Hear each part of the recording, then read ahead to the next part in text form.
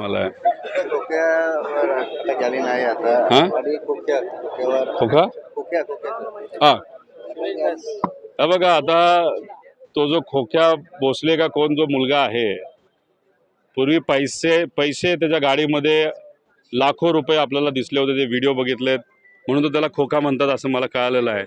आता त्या खोक्याच्या घरी गांजा सुद्धा मिळालेला आहे. आता हा जो खोक्या माणूस आहे तो मीडियाला बाईट देतो पण पोलिसांना सापडत नाही. अरे गजबच कारभार आहे. इथं तुम्ही एका नेत्याचा मुलगा बँकॉकला चालला होता, त्याला वळून तुम्ही परत आणलं. त्याच्याचबरोबर इथं एक सामान्य पत्रकार, सामान्य लोकांचा आवाज म्हणून तो लढत होता, त्याला तुम्ही जेलमध्ये टाकलं.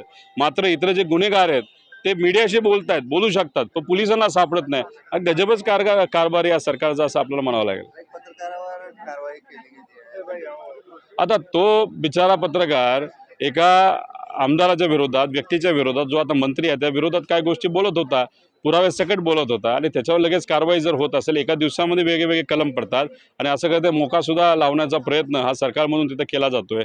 म्हणजे आवाज उठवला, आवाज दाबला गेला आणि मग आज एका पत्रकारावर ही सुरुवात झाली, उद्या इतरही पत्रकारांवर होऊ शकतं. तो घाबरवण्याचा प्रयत्न आहे. माझ्या विरोधात हक्कभंग आणला, माझा आवाज दाबण्याचा प्रयत्न नाही, तर उद्या कुणीच धाडस करू नये असं कदाचित त्या लोकांना तिथं वाटलं असेल. आम्ही कुठे शांत बसणार आहे, मीडियाने सुद्धा शांत बसू नये असं मला वाटतं.